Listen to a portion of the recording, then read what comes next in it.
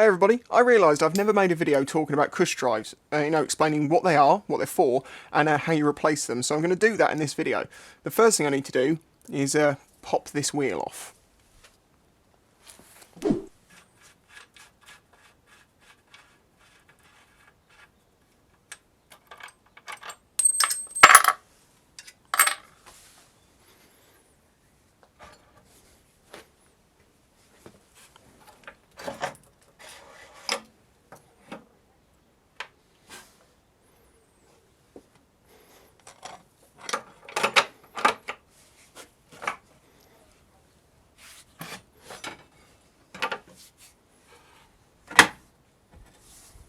Here we go.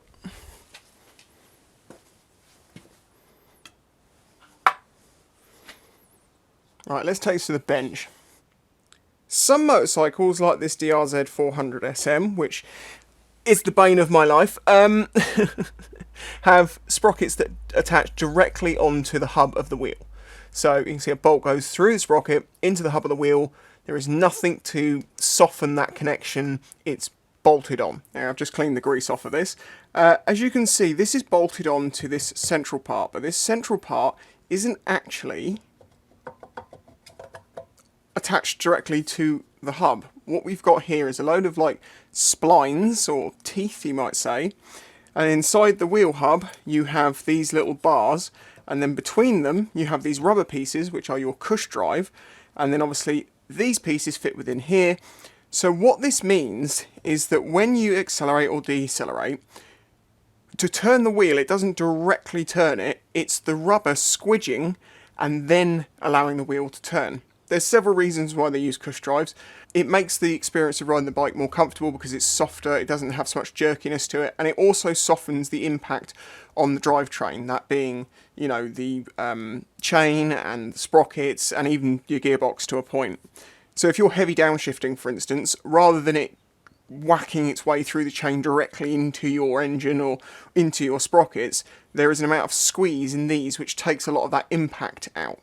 And in fact, that's one of the reasons why I understand that they are used on some particular bikes, because the power output from them is very lumpy. So rather than being a continuous push, it's more like a push, push, push, push, push, and that really damages chains. So having a Cush drive helps alleviate that problem. The way you know when yours is on the way out is either these are falling apart or there's a bit too much rattle in this turning.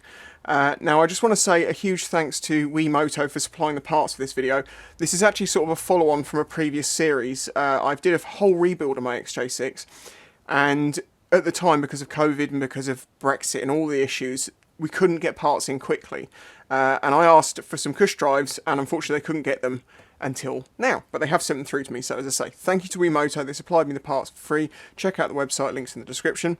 So these are the old Cush drives. Now, as I say, these aren't that bad, but as I was doing a full rebuild, and this bike's got 52,000 miles on it, I wanted to do everything I could.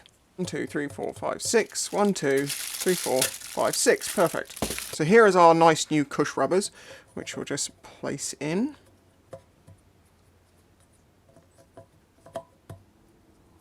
You can't really get these wrong because they only really fit one way. I suppose you could you put them in backwards? Should we have a go at that? Can you do it?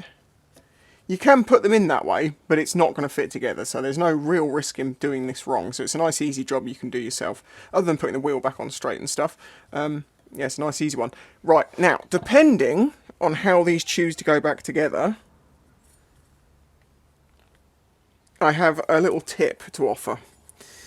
Yeah, see, that's quite tight. It doesn't really want to go down.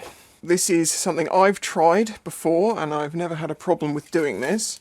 Very small amount of WD-40.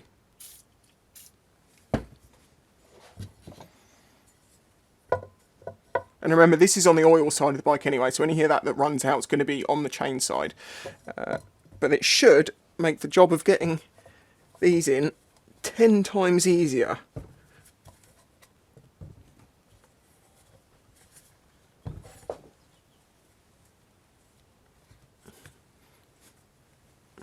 I've just realised I should have shown you the original ones and the wobble, but basically if you imagine that you try and turn this sprocket like this, just that little bit, it was turning but it wasn't affecting the wheel, which means that it was rocking inside. With the new ones in, there is no rocking, no clicking, it's direct. It's almost like it's one piece. So that goes to show that these old rubbers actually were a bit more worn than I thought they were. So hopefully this should actually make the bike feel a little bit nicer. And that's the job done. That's all you have to do is just switch them out and then put the wheel back on. Lots of different bikes have Cush drives. The Honda CBF 125 has Cush drives. This is Yamaha XJ6 dive version. This has a Cush drive. There are lots and lots of different bikes throughout the CC ranges that have Cush drives. So it all depends on the model that you have, whether you have one of these or not. If yours is going, what it will feel like, if your chain is adjusted correctly, is that when you get onto the throttle, it will sort of bang and then go, so you'll feel like a knock as it sort of catches up with the gap.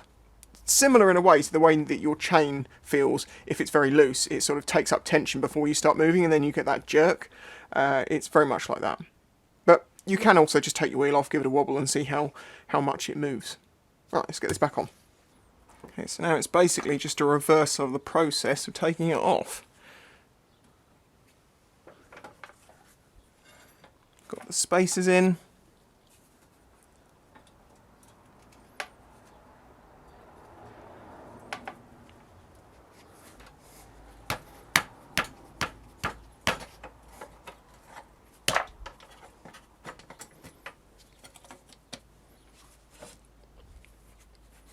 Now what I've got here is a piece of wood and another piece of wood that lifts this to almost the perfect height, which helps me on my own align this and get it back together. Because once you get one sight through, it becomes 10 times easier.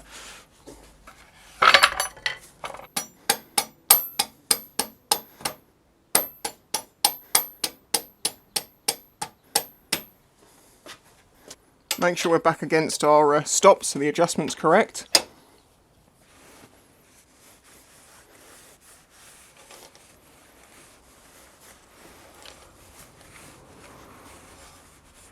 Well, there you go. Job done. If you've enjoyed this video, please remember to hit the like button, subscribe if you're new here because I'm getting very close to 100k and I would appreciate it. And if you'd like to help support this channel, please consider joining my Patreon. Information in the description. Catch you next time. Bye bye.